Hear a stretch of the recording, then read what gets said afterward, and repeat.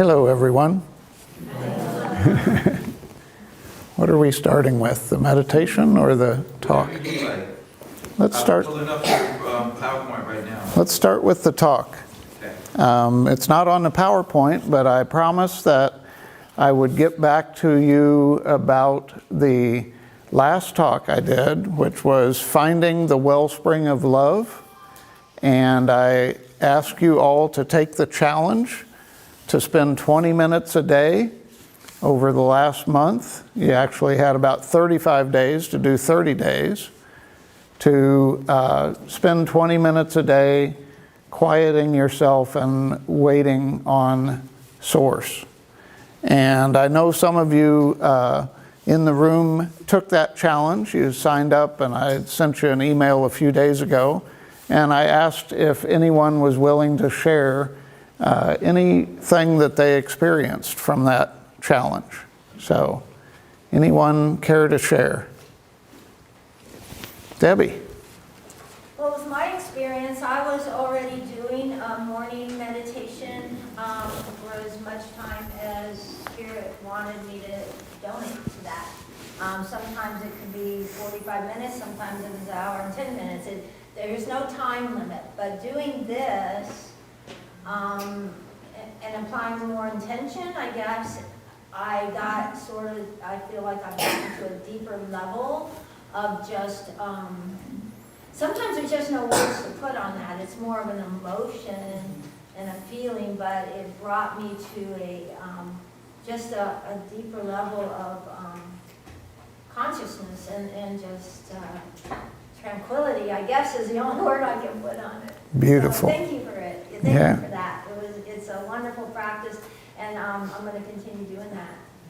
Wonderful. Thank you. Anyone else care to share?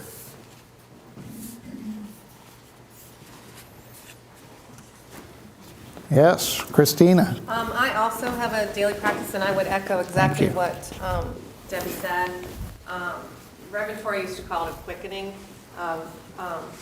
I just have felt more of a connection as I put more intention behind my meditating with Source, with Spirit, and just felt an overwhelming amount of love around me and in every bit of what I go through every day. Beautiful, beautiful. Yeah. So I'd invite you to either continue or begin with that 20 minutes or longer or shorter if you need to.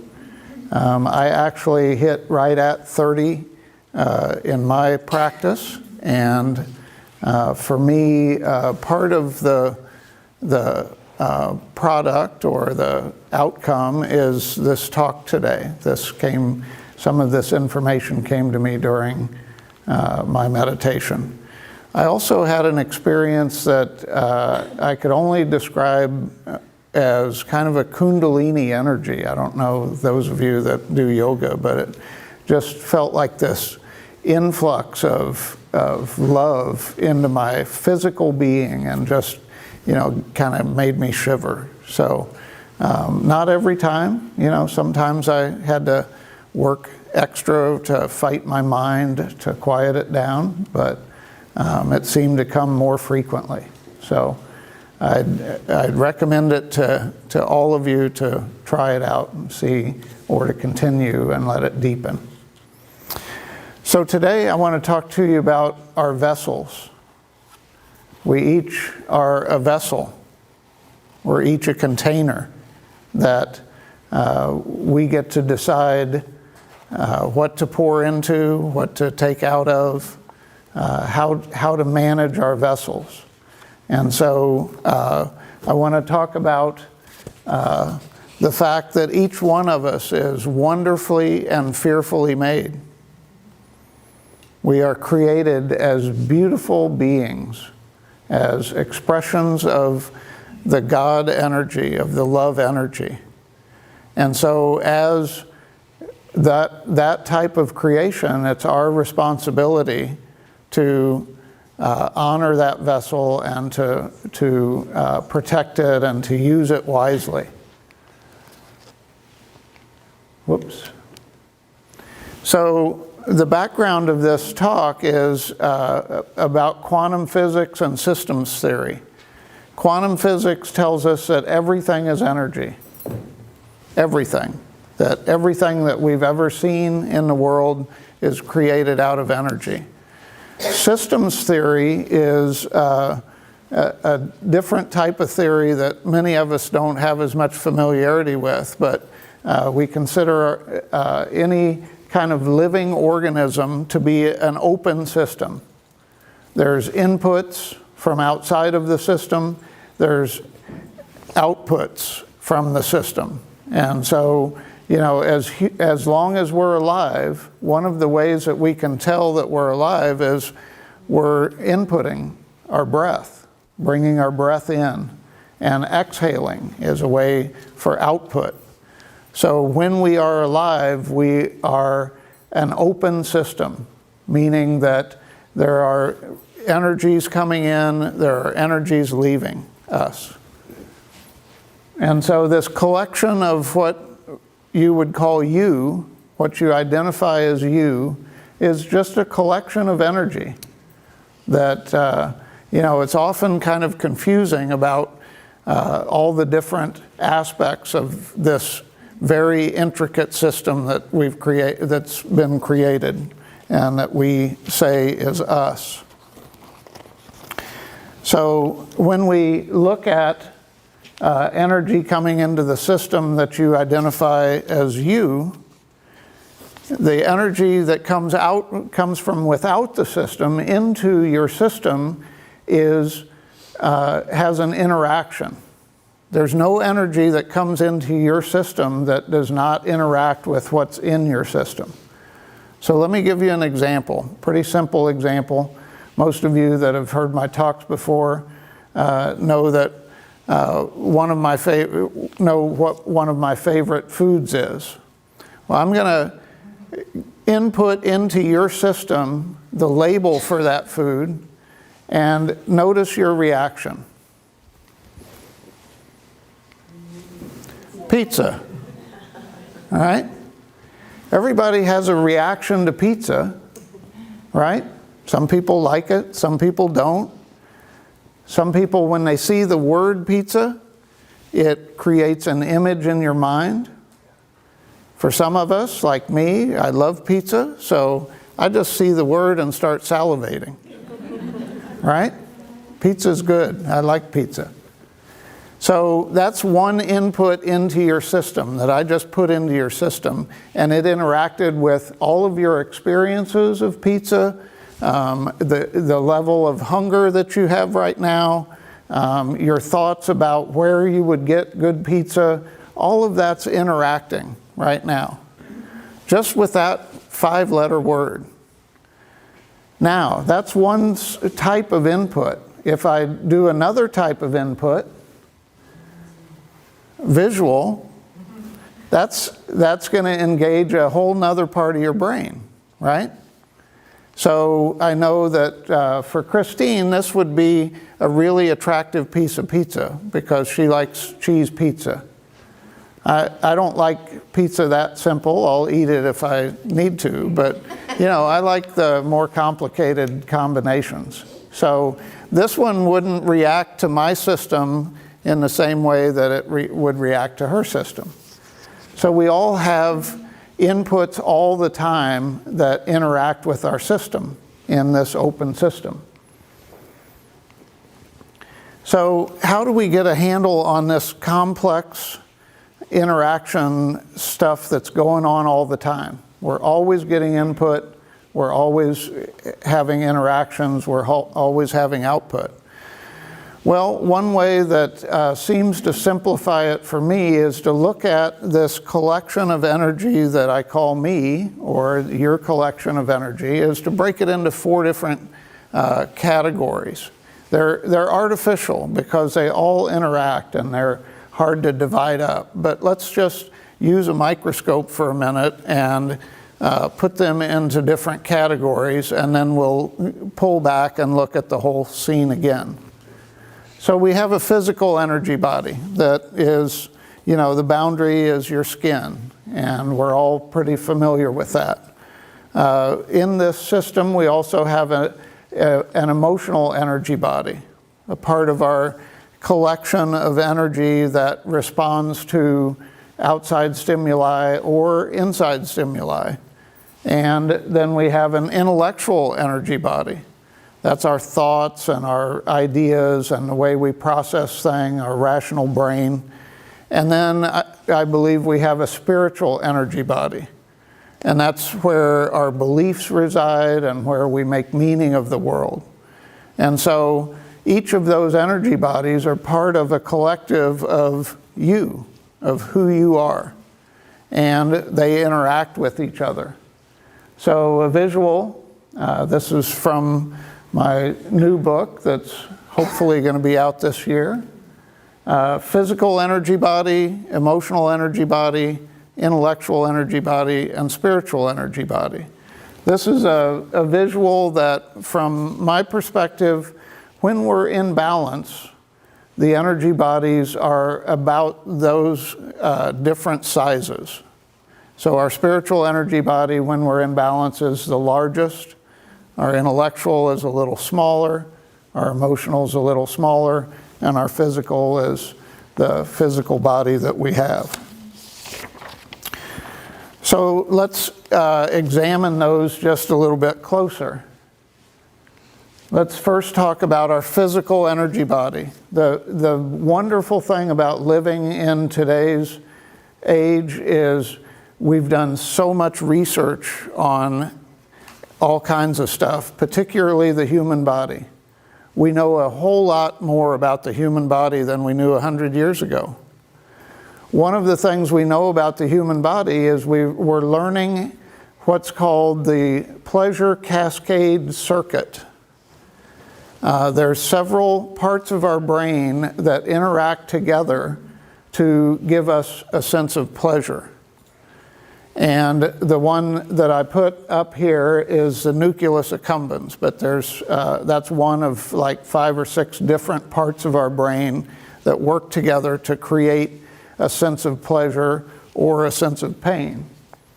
So this is where we process pleasure. It has neurotransmitters that include dopamine and serotonin and GABA, and they've researched there are about up to 25 different neurotransmitters that affect the pleasure circuit.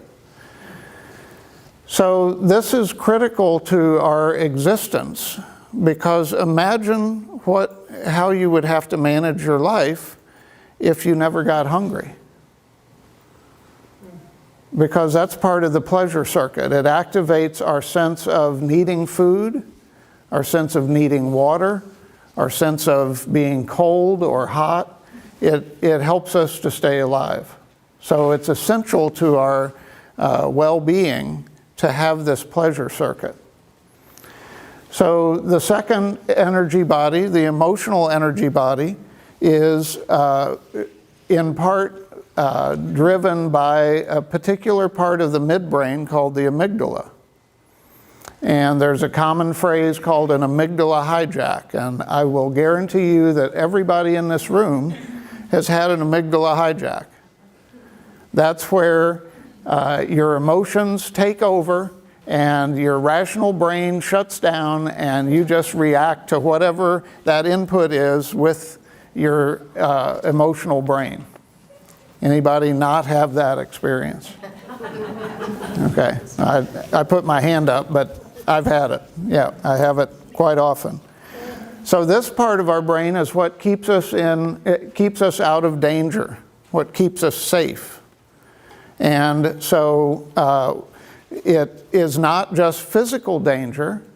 A few thousand years ago, it'd be mainly physical danger, but today we've started using our amygdalas for other types of danger, emotional danger, or relationship danger.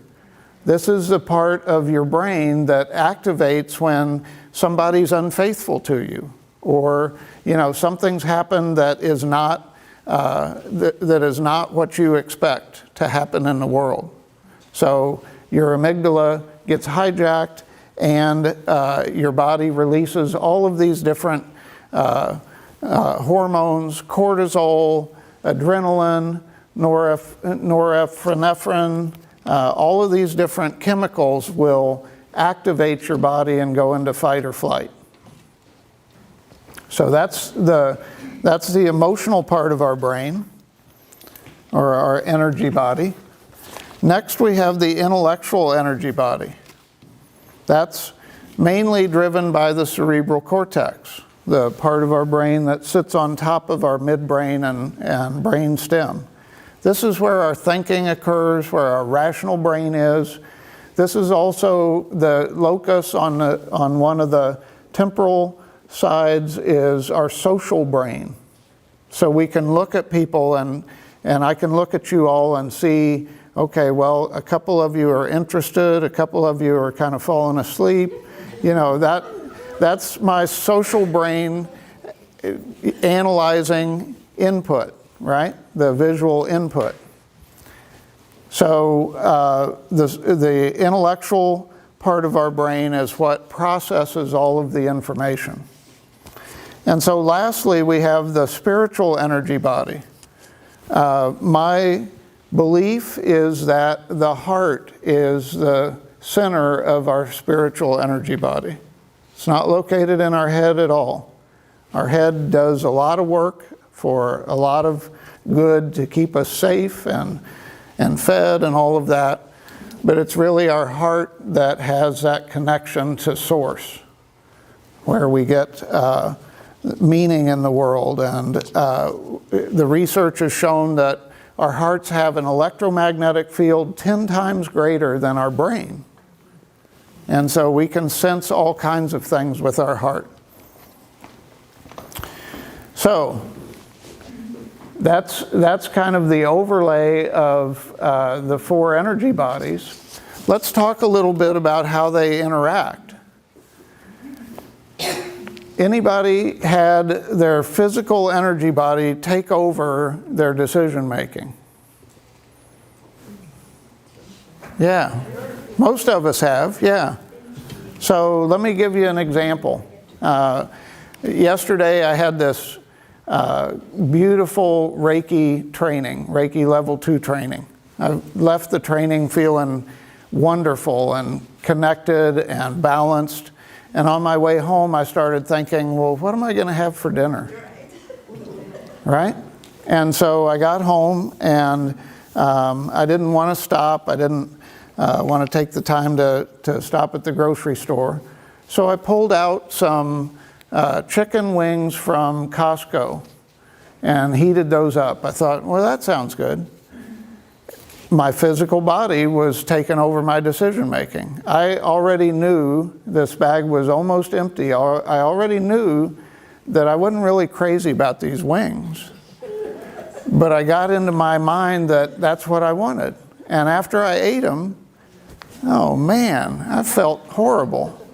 In fact, when I got up this morning, I thought I was getting a cold because I had a sinus reaction to this garbage that I ate, right?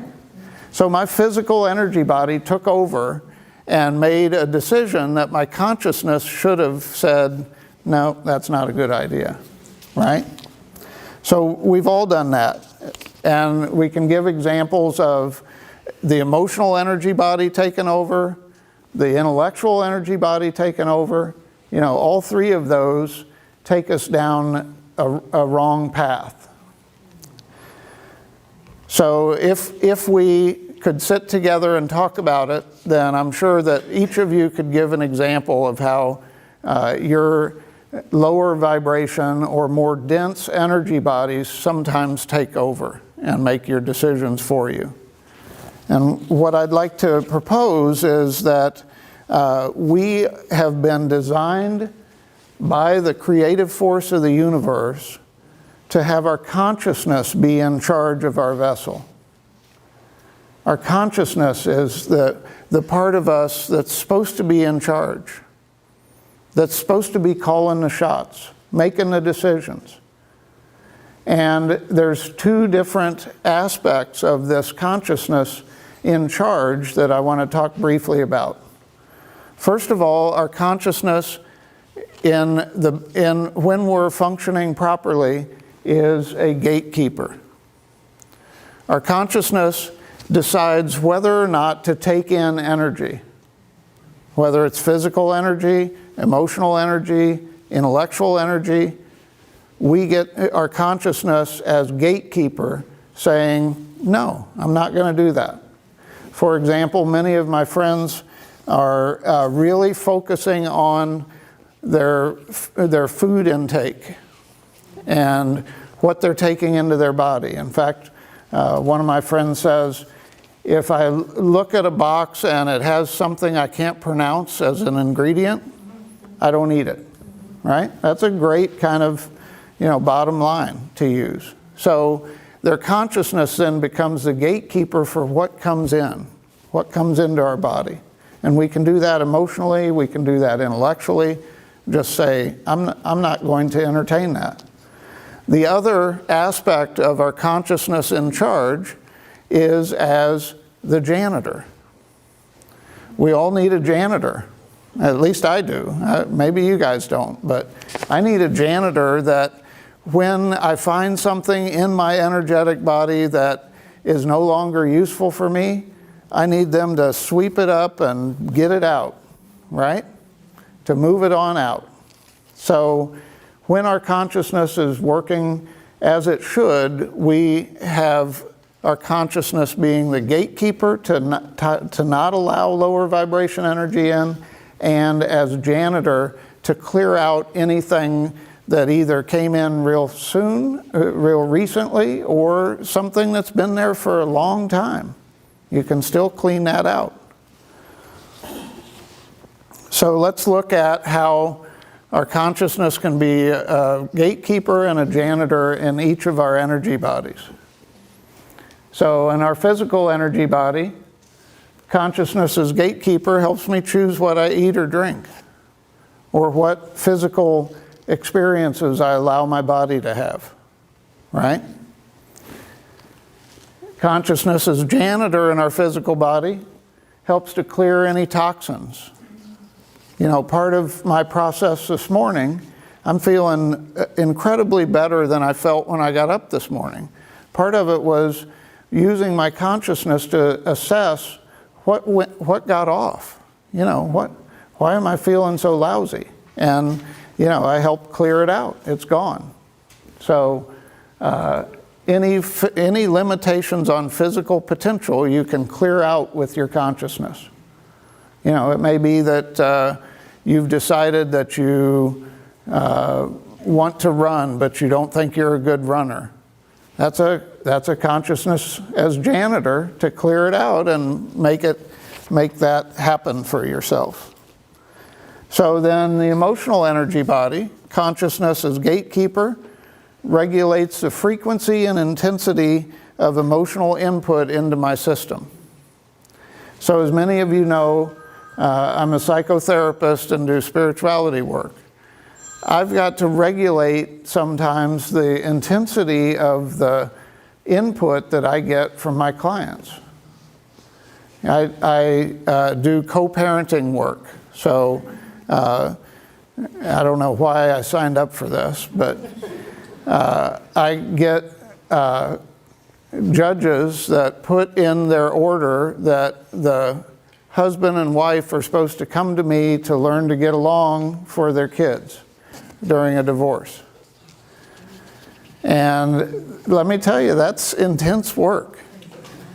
And I realized 2 weeks ago when I had 5 of those in 1 week, no, that's way too much input. So I use my consciousness to back that off and to schedule things differently. So we get to decide as gatekeepers what we allow into our energetic, emotional energy body. Consciousness as janitor, what this does is it provides a triangulation of data. That's a scientific term. That's where instead of 2 points of data where you don't know which one is true, you get a third point of data, and then you can look at it you can triangulate that data and say this one's correct and this one's in error. And that's what we can do with our consciousness to determine if our emotional reaction is real, is for real danger or just perceived danger. So we can, work through any types of perceived danger that, we've all gotten upset about something that wasn't real, right? So, intellectual energy body, consciousness as gatekeeper, helps me to choose what I think about. We get to choose what we think about and what we invest our brain energy in. We make that decision all the time. And, we can let one thought run away with us and spend way too much time on something we don't need to spend time on. But consciousness as gatekeeper in our intellectual energy body can keep that in check. And consciousness as janitor in our intellectual energy body, it helps clear up erroneous thinking and establish healthy thinking patterns. As janitor in the spiritual energy body, we've all had limiting beliefs that aren't really an accurate representation of how the world works. So it helps to clear out those limiting beliefs and bring us to a place where we open and are in awe of what this world is. So Charles Fillmore actually had a quote from about consciousness as janitor. We must learn to let go, to give up, to make room for the things we have prayed for and desired. That's clearing out all the old stuff so we can be present for the new influx from Spirit. And it's funny, when I was researching this for this talk, I first started with a different quote that is one of my favorite quotes by Joseph Campbell, which is, we must be willing to get rid of the life we've planned so as to have the life that is waiting for us. Same thing, right? Well, as a writer, I like to kind of make sure that I've attributed quotes to the right people. And so there's this website called Quote Investigator. And so I went to Quote Investigator for Joseph Campbell's quote, and they had a big argument in this write-up about whether Joseph Campbell came up with this or I think it was Huxley. And they were, looking at when it first appeared in print and all of this stuff. Well, Charles Fillmore said it probably 100 years before Joseph Campbell did, but he didn't happen to be in that quote investigator. So to wrap up, let me also give you an example of how Jesus talked about this, because there's been a parable that he had that always puzzled me. And when I read this parable through the lens of what I presented today, it made perfect sense. And you probably are familiar with it if you've been raised in the church, and particularly Christian churches. The parable of the 10 maidens or 10 virgins. And I'm going to read it to you and see if you can discern what he was actually, the metaphysics of what he was actually saying. Then the kingdom of heaven shall be compared to 10 maidens who took their lamps and went to meet the bridegroom. 5 of them were foolish and 5 were wise. But when the foolish took their lamps, they took no oil with them. But the wise took flasks of oil with their lamps. As the bridegroom was delayed, they all slumbered and slept. But at midnight there was a cry, "Behold, the bridegroom, come out to see him." Then all those maidens rose and trimmed their lamps. And the foolish said to the wise, "Give us some of your oil, for our lamps are going out." But the wise replied, "Perhaps there will not be enough for us and for you. Go rather to the dealers and buy for yourselves." And while they went to buy, the bridegroom came, and those who were ready went in with him to the marriage feast, and the door was shut. Afterward, the other maidens came also, saying, Lord, Lord, open to us. But he replied, Truly, I say to you, I do not know you. So, the way that I can see this as an interpretation in the metaphysics is that the 5 that brought oil represents their work to be ready to be in relationship with Source. The things that you are doing in your meditation, in getting quiet so that you can hear Source whisper in your ear. They worked at something, anticipating something that was not yet manifest. The bridegroom wasn't there. The awakening wasn't there. But they knew that it was coming, and so they got ready for it. The others didn't have enough oil. They didn't invest in their spiritual practice.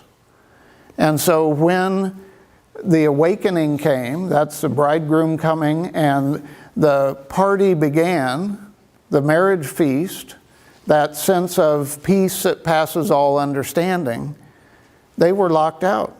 They hadn't done the work that they needed to do to prepare themselves for that new awakening, for that new expansion into the connection with everything, the relationship. So, in the Old Testament, we have a beautiful passage that's often quoted. But now, O Lord, you are our Father, and we are the clay, and you are our potter, and all of us are the work of your hand. We are the vessels that were created by the creative force of the universe. Our job is to make that vessel ready and able to receive the abundant love that is always pouring down over us.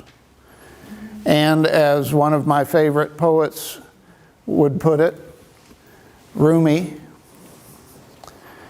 in my ear love murmurs, my soul has fainted. All colors melt in love's transparent sky. I am only an empty cup. So let's take that into meditation.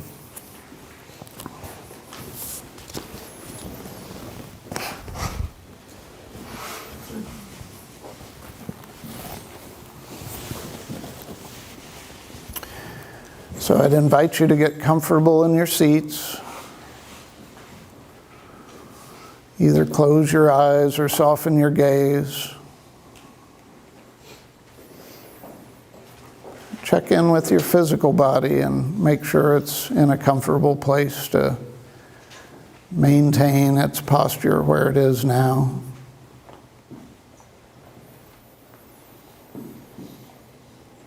Take a moment and connect with your breath, feeling the inflow of air into your lungs, bringing oxygen into your body. Feel the outflow of air out of your lungs, releasing carbon dioxide.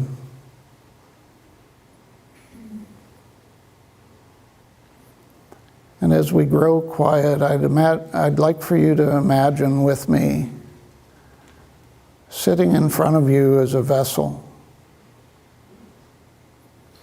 Perhaps it's a glass or a cup or a pitcher or a chalice. And as you look at that vessel in your mind's eye, you recognize that it is full. It's full of all of your physical experiences, your emotional experiences, your intellectual experiences, and your spiritual experiences.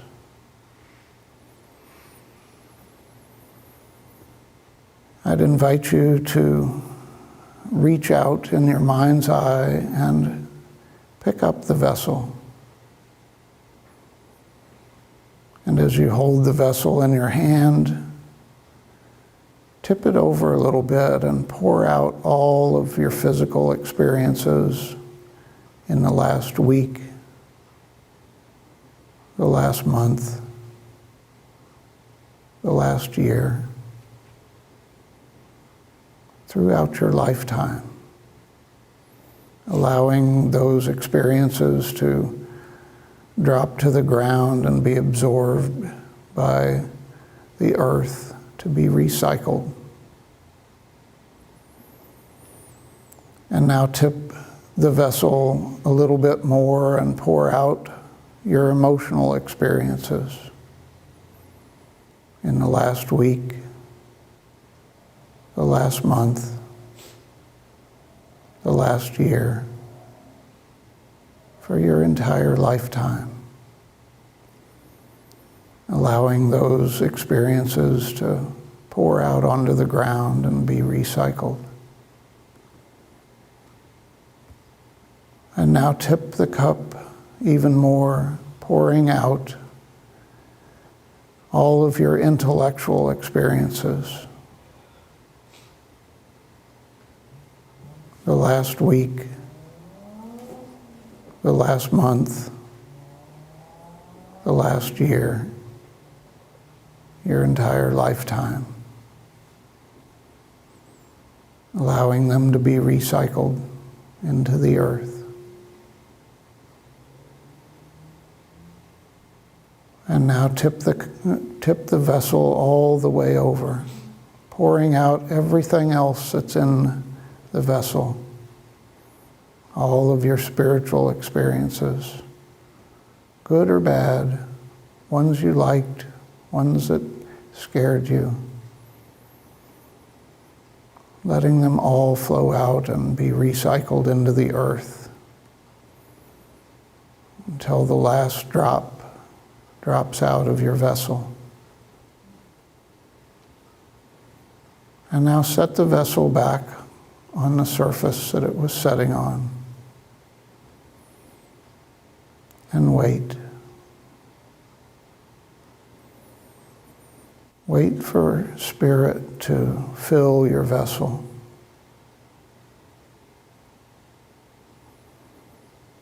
And as Spirit comes to fill your vessel, the creative force of the universe pours in health. Health for your physical body. And next, pours in joy. Joy for your emotional energy body. And next pours in clarity. Clarity for your intellectual energy body. And finally pours in love. Love for your spiritual energy body. Spirit keeps pouring it in and overflowing.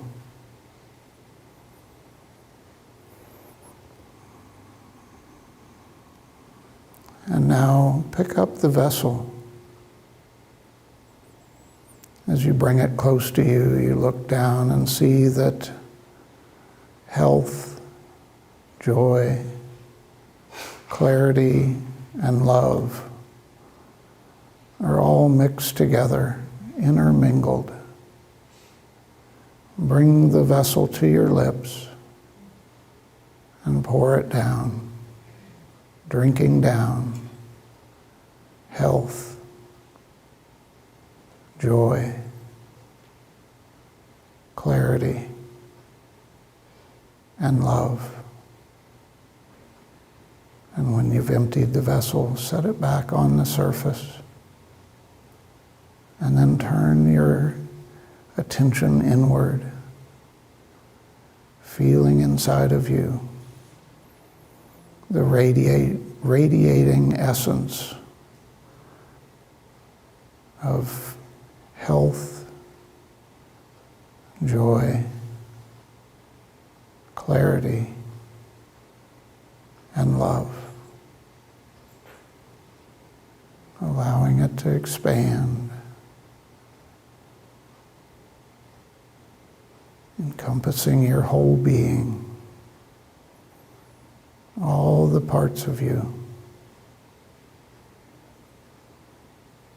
and then radiating out into the world.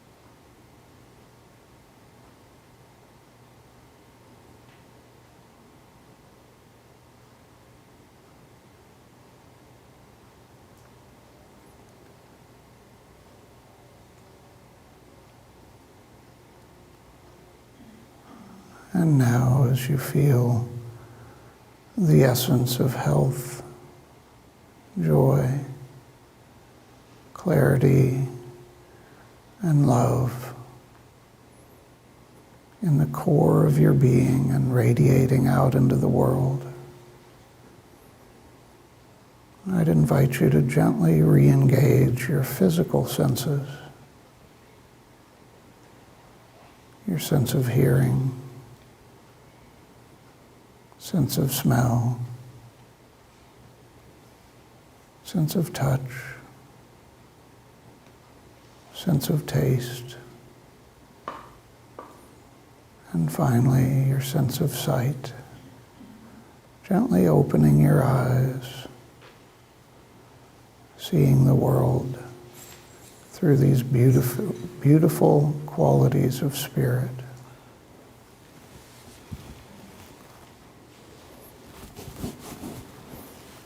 Thank you.